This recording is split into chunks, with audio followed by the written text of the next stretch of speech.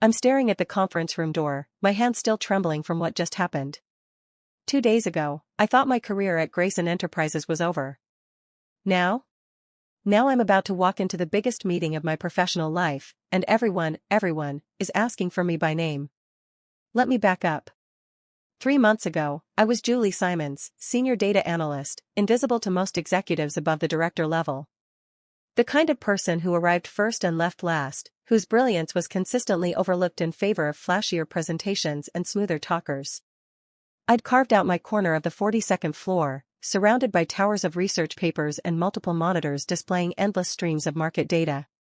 My journey to this moment began during my MIT graduate studies, where I'd specialized in algorithmic trading systems and behavioral economics. Professor Elizabeth Warren, not the Ghostbuster, but a brilliant mathematician with the same name, had challenged us to think beyond traditional market analysis. The future belongs to those who can see patterns where others see chaos, she'd said during our final seminar. That philosophy drove me through sleepless nights developing what I called the Prometheus Algorithm, a predictive analytics system that could identify market inefficiencies in real time and suggest portfolio adjustments with 94% accuracy.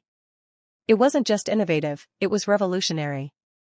But the path hadn't been smooth. Richard Holloway had joined Grayson Enterprises 8 months ago, brought in as VP of Strategy after the previous executive departed under mysterious circumstances. From day one, he'd made it clear that my quiet, methodical approach didn't align with his vision of dynamic leadership. During my first presentation to his team, I'd outlined preliminary findings from Prometheus. The algorithm had identified a brewing crisis in the Southeast Asian textile market 3 weeks before it became public knowledge. Our preemptive position adjustments had saved Grayson nearly $4 million. Richard had barely looked up from his phone. Interesting theory, Julie. But we need to be careful about acting on untested assumptions. Untested assumptions. The algorithm had processed 18 different economic indicators, analyzed social media sentiment across 12 languages, and tracked shipping manifests from 47 ports. But to him, it was just an assumption. That's when I learned the first rule of corporate survival: being right isn't enough if you're not the right person delivering the message. The algorithm could process thousands of data points simultaneously: economic indicators, social media sentiment, weather patterns, political climate, even satellite imagery of shipping routes. While competitors relied on outdated quarterly reports, Prometheus delivered insights in microseconds. The breakthrough had come during a particularly brutal December night, fueled by my 4th cup of coffee and the desperate need to prove myself.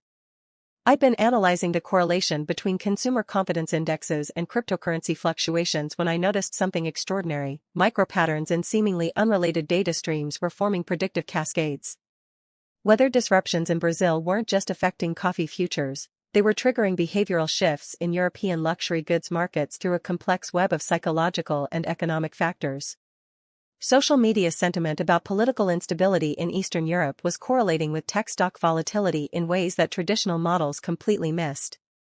I'd called the pattern recognition cascade mapping, and it became the foundation of Prometheus. The algorithm didn't just analyze individual data points, it understood how they influenced each other across time, geography, and human psychology. The validation came 3 weeks later when Prometheus predicted a 12% surge in renewable energy stocks based on seemingly unrelated factors: unusual weather patterns in the Pacific Northwest, increased mentions of sustainability in corporate earnings calls, and subtle shifts in municipal bond trading volumes. When the surge materialized exactly as predicted, I knew I'd built something unprecedented. But recognition at Grayson proved elusive. My monthly reports disappeared into the corporate bureaucracy. My suggestions were often implemented weeks later by other departments, with no credit given to the source. I watched colleagues with half my expertise receive promotions while I remained anchored to my analysis desk.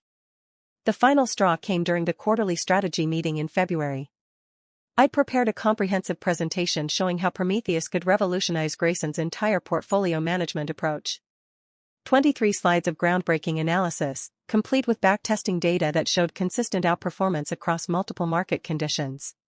Richard had glanced at my materials for exactly 37 seconds before saying, "This seems overly complex. Our clients prefer straightforward investment strategies they can understand." Overly complex. 2 years of advanced mathematics and computer science distilled into a system that could generate millions in additional revenue, dismissed as overly complex by someone whose greatest achievement was a Harvard MBA earned 15 years ago. That night, I'd sat in my apartment overlooking the harbor, wondering if I should just take my algorithm and join a smaller firm that might appreciate innovation.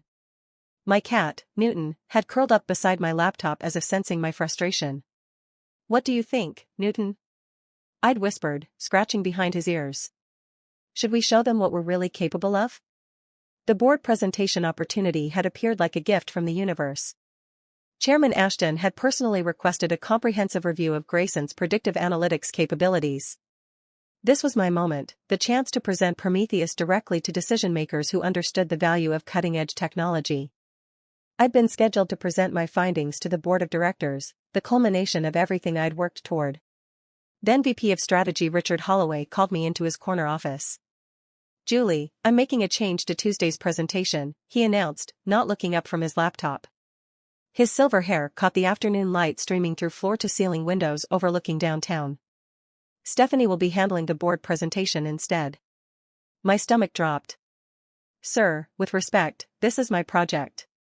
I developed every aspect of." "She's better in front of executives," he interrupted, finally meeting my eyes with that practiced corporate smile. "More polished. You understand. Polished. Code for blonde, tall, and willing to laugh at his terrible golf stories during company mixers. I've been preparing for this presentation for weeks.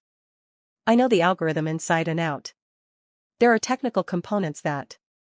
Stephanie's MBA from Wharton speaks for itself. The board responds well to her communication style." He leaned back in his leather chair, fingers steepled. "Besides, you'll still get credit in the footnotes." Footnotes. 18 months of my life relegated to footnotes. The insult cut deeper than Richard could have imagined. My father had built his engineering career one patent at a time, always ensuring his name appeared prominently on his innovations. "Julie," he'd told me during my college graduation, "never let anyone else take credit for your work. In this world, recognition isn't given, it's taken." Those words echoed in my mind as I stared at Richard's smug expression. Behind him, his wall displayed his Harvard diploma, various leadership certificates, and a photo of him shaking hands with some Fortune 500 CEO whose name I couldn't recall. What his wall didn't show were the 3 failed product launches he'd overseen at his previous company, or the fact that his current success at Grayson was built entirely on strategies developed by his subordinates. I'd done my research on Richard Holloway, another skill that came with being chronically underestimated. I wanted to scream. Instead, I nodded. "Of course, sir. I'll transfer my materials to Stephanie." "Good. That's the team spirit we value here at Grayson." Walking back to my cubicle felt like a funeral procession. Colleagues avoided eye contact, word travels fast in corporate environments. Everyone knew what reassigned really meant. My desk phone was blinking with missed messages when I arrived. The first was from my mentor, Dr. Angela Thornberry, the chief data officer who'd hired me 2 years ago before her recent retirement. "Julie, I heard about the presentation situation. Remember what I always told you, sometimes the best move is the one they never see coming. Call me." The second message was from my younger brother, Alex, a software engineer in Silicon Valley. "Sis, heard through the grapevine about your big presentation getting reassigned. That sucks. But remember, you didn't build that algorithm to play nice with politics. You built it to revolutionize everything. Don't let them diminish that." The third message surprised me, it was from Stephanie herself. "Julie, I hope there are no hard feelings about the presentation change. I know this is your project, and I want to make sure I represent your work accurately. Could we meet later to go over the technical details?" At least she had the decency to acknowledge the situation was awkward. Unlike Richard, who seemed genuinely convinced he'd made a brilliant strategic decision. I spent the remainder of that afternoon creating what appeared to be a comprehensive handover package for Stephanie. Detailed presentation slides, technical documentation, even a script with suggested talking points. To any observer, I was being the consummate team player, graciously facilitating the transition. What I didn't include, however, were the security protocols I'd built into Prometheus. Because here's what Richard didn't know, I hadn't just built an algorithm. I'd built a fortress. Every line of code was encrypted with my personal authentication protocols. The core neural network required biometric verification that only I possessed. Most importantly, the algorithm's learning model was tied to my unique behavioral patterns, the way I analyzed data, questioned assumptions, even my typing rhythm. The security architecture wasn't just sophisticated, it was personal. I'd learned from my father's engineering patents that intellectual property theft was rampant in competitive industries. Every successful innovation would be reverse-engineered, copied, or stolen if not properly protected. So I'd built Prometheus like a digital fingerprint, inextricably linked to my cognitive patterns. The algorithm had learned from watching me work for 18 months. It understood my decision-making process, my risk tolerance, even the subtle intuition that guided my analytical choices. The biometric locks were just the first layer. Beyond fingerprint and retinal scanning, Prometheus monitored keystroke dynamics, mouse movement patterns, and even the timing of my analytical queries. It had become an extension of my mind, and attempting to operate it without me was like trying to perform surgery with someone else's hands. Prometheus wasn't just my creation, it was an extension of my analytical mind. Without me, it was an expensive paperweight. That evening, I watched Stephanie frantically reviewing my presentation materials.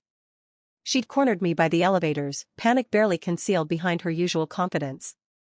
"Julie, some of these technical specifications don't make sense. What's this about multidimensional regression clustering?" "It's exactly what it sounds like," I replied evenly. The algorithm identifies patterns across multiple data dimensions simultaneously. But how do I explain the implementation to the board? How do you explain 18 months of advanced machine learning to someone who thinks Python is just a snake? "You'll figure it out," I said, stepping into the elevator. "You're more polished than me, remember?" The elevator descended toward the parking garage, carrying me away from what felt like the wreckage of my career. But instead of despair, I felt something unexpected: anticipation. That evening, I drove to my favorite coffee shop near the waterfront, a quiet place where I'd often worked late into the night during Prometheus's development. The owner, Mrs. Chen, greeted me with her usual warm smile and knowing look. "Working late again, Julie? You know, successful people make their own luck, but they also know when to be patient." Her words felt prophetic as I settled into my corner booth, laptop open, watching the algorithm's diagnostic systems run their nightly checks. Everything appeared normal to external observers, but I knew that tomorrow would bring a very different story. I opened a secure connection to Prometheus's core systems and initiated a diagnostic sequence that would test all security protocols. Like a digital fortress preparing for siege, every defensive measure came online exactly as designed. At home that night, I'd called Dr. Thornberry. "Angela, hypothetically speaking, what would you do if someone tried to steal credit for revolutionary work?" Her laugh was sharp and knowing. "Hypothetically? I'd make sure they understood that innovation can't be faked. Competence has a way of revealing itself, Julie. And incompetence, well, that reveals itself too." Tuesday morning arrived gray and overcast, matching my mood. I sat at my desk, pretending to work on quarterly reports while the board meeting commenced 3 floors above. Every few minutes, I glanced at my phone, waiting. At 10:47 a.m., my secure email chimed. "Algorithm access requested. Authentication failed. Retry?" Then another. "Algorithm access requested. Authentication failed. Retry?" 10 minutes later, my desk phone rang. "Julie? This is Stephanie. I'm having some technical difficulties. The system isn't responding to my login credentials. Did you follow the authentication protocol I outlined?" "Yes, but it keeps asking for something called biometric confirmation." "What does that mean?" I almost smiled. Almost. It means the system needs to verify your identity through biological markers. Fingerprint, retinal scan, voice pattern recognition. But you never mentioned. It's a security feature. High-level algorithms require high-level protection. Can you just disable it remotely?" "I'm afraid that's not how cybersecurity works, Stephanie. The whole point is preventing unauthorized access." Silence stretched between us like a taut wire. "The board is asking technical questions I can't answer," she admitted, her voice small. "They want to know about implementation timelines, integration protocols, risk mitigation strategies." I could picture the scene perfectly: 8 of the most brilliant business minds in the city, asking perfectly reasonable questions about a system they were considering for major investment, while Stephanie floundered through answers she didn't understand about technology she couldn't operate. Board meetings at Grayson weren't casual presentations. These were seasoned executives who'd built companies, navigated market crashes, and made billion-dollar decisions. They asked probing questions because they understood that transformative technology required transformative expertise. Those are important considerations for any major technological deployment, I agreed. Julie, I need you up here. Now. But Richard said you were better suited for executive presentations. The silence that followed was delicious. I could practically hear Stephanie's polished facade crumbling 3 floors above. Please. I hung up and returned to my quarterly reports. Outside my window, construction workers were building a new skyscraper across the street. Foundation work, mostly, the unglamorous but essential labor that would eventually support 50 floors of gleaming offices. Sometimes the most important work happens where nobody can see it. At 11:15, Richard himself called. Simons, get up to conference room A immediately. His voice carried a tremor I'd never heard before, the sound of a man realizing his carefully constructed narrative was collapsing. Is there a problem with the presentation, sir? Just get up here. His voice carried an edge I'd never heard before. The elevator ride to the executive floor felt eternal. Through conference room A's glass walls, I could see 8 board members seated around a mahogany table. Stephanie stood at the head, presentation remote clutched in white knuckles, while Richard paced behind her like a caged predator. The scene reminded me of a nature documentary I'd watched about pack dynamics. The alpha's authority was being challenged, and everyone could sense the shift in power happening in real time. I straightened my shoulders, adjusted my blazer, and prepared to reclaim ownership of my life's work. I knocked once and entered. Ah, Miss Simons, said Board Chairman William Ashton, a distinguished man in his 60s with silver-rimmed glasses. His reputation preceded him, former CEO of 2 Fortune 500 companies, known for cutting through corporate politics to identify genuine value. We've been hoping to speak with you. The emphasis on hoping sent a clear message. This wasn't a desperate summons, it was a recognition that they needed the right person for the conversation. Sir? We're very interested in this Prometheus algorithm. However, we're having difficulty understanding some technical specifications. Perhaps you could enlighten us? I glanced at Stephanie, who looked like she wanted to disappear into the imported Italian marble floor. Richard stood frozen, the color draining from his face as he realized what was happening. The moment felt suspended in time, months of frustration, dismissal, and stolen credit crystallizing into a single opportunity for vindication. I'd be happy to explain the technical framework, I said, moving to the presentation screen. Though I should mention that due to security protocols, full system access requires my direct authorization. Board member Catherine Mills leaned forward. Are you saying the algorithm won't function without your involvement? The system is designed with multiple security layers.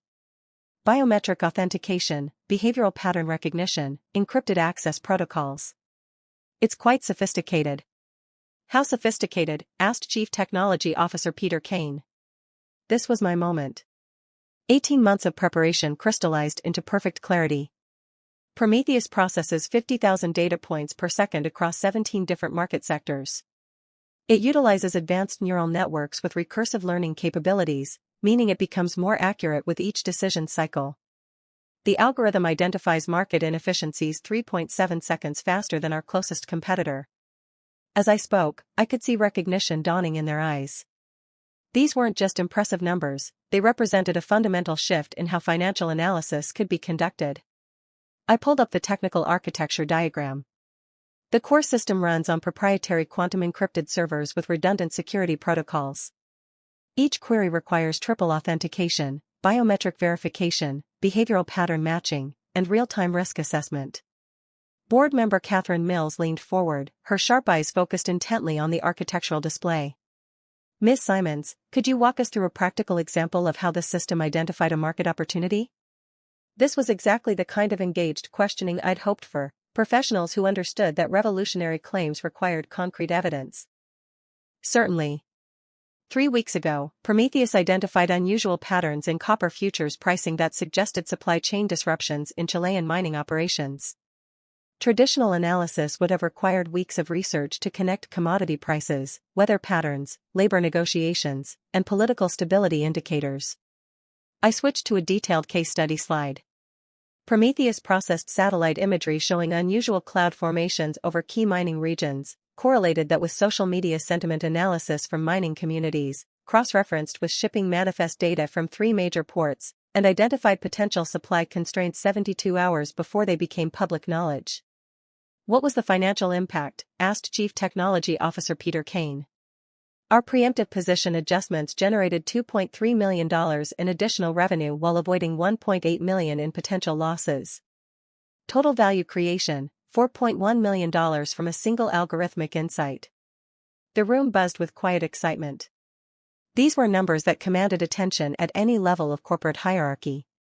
Board members exchanged glances. These were sharp business minds who recognized game-changing technology when they saw it.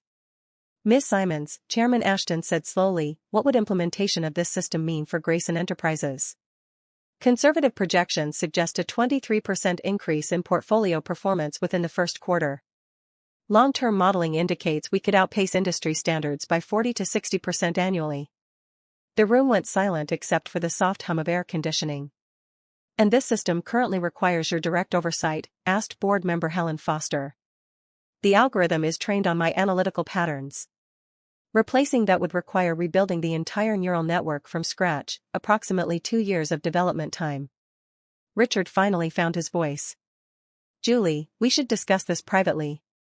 The interruption was desperate, but it came too late. The board had already seen enough to understand the real dynamics at play. Actually, interrupted Chairman Ashton, I think this conversation is exactly where it needs to be.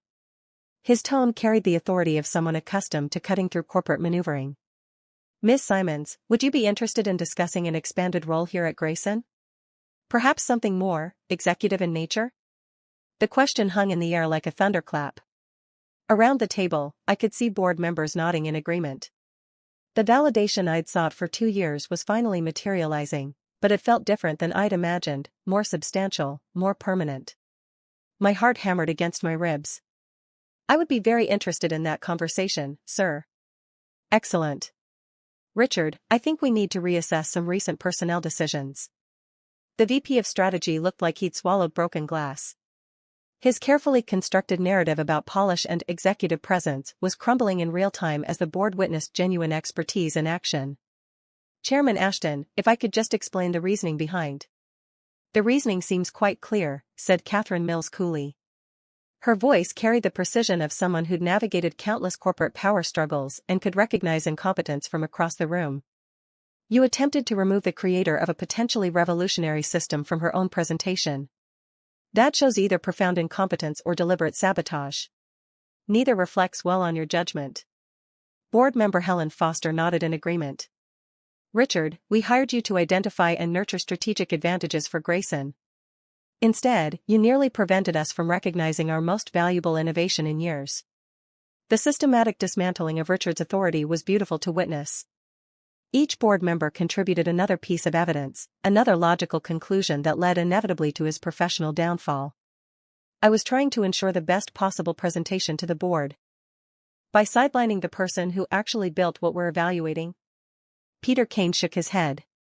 Richard, your decision-making here has been questionable. Chairman Ashton stood, adjusting his suit jacket with deliberate precision. Ms. Simons, would you be available to join us for lunch? We have several strategic initiatives that could benefit from your expertise. I would be honored, sir. Richard, the chairman's voice carried the weight of final judgment, please see me in my office at 2 o'clock. We need to discuss your future with this company. The color drained from Richard's face completely. In corporate speak, that was a death sentence. As the board members filed out, chatting excitedly about implementation timelines and market applications, Richard grabbed my arm. Julie, you can't do this. I have a family, a mortgage. I looked down at his hand on my arm, then back at his face. For 18 months, he'd dismissed my ideas, interrupted my presentations, and treated me like an inconvenience. Today, he'd tried to steal my life's work. You made your choice when you decided I wasn't polished enough for my own presentation, I said quietly, pulling free from his grip. Actions have consequences, Richard. I was protecting the company's interests. You were protecting your own ego. There's a difference. I walked toward the door, then paused. Oh, and Richard? The Prometheus algorithm isn't just about market prediction.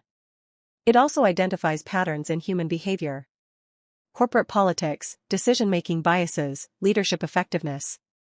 I met his eyes one final time. It's been analyzing Grayson's internal dynamics for months. The data is illuminating. His face went ashen as the implications sank in. 3 hours later, I sat in Chairman Ashton's corner office, the one with the better view, mahogany desk, and actual respect. The lunch had gone better than I'd dared hope. Director of Strategic Innovation, they'd offered. My own department, significant budget increase, and most importantly, direct board reporting. There's just one more thing, Julie, Chairman Ashton said, signing the paperwork that would change my life. We'll need to discuss Richard's replacement as VP of Strategy. I looked out the floor-to-ceiling windows at the city sprawling below, a landscape of possibilities I was finally positioned to explore. I have some thoughts on that, I said. Sometimes the best revenge isn't getting even. It's getting promoted. If you've ever been underestimated, dismissed, or had your work stolen by someone who thought you were too quiet to fight back, remember this: competence is its own form of power. Build something so essential, so irreplaceable, that they can't succeed without you.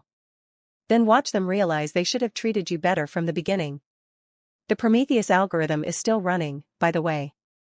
And it's learning new patterns every day.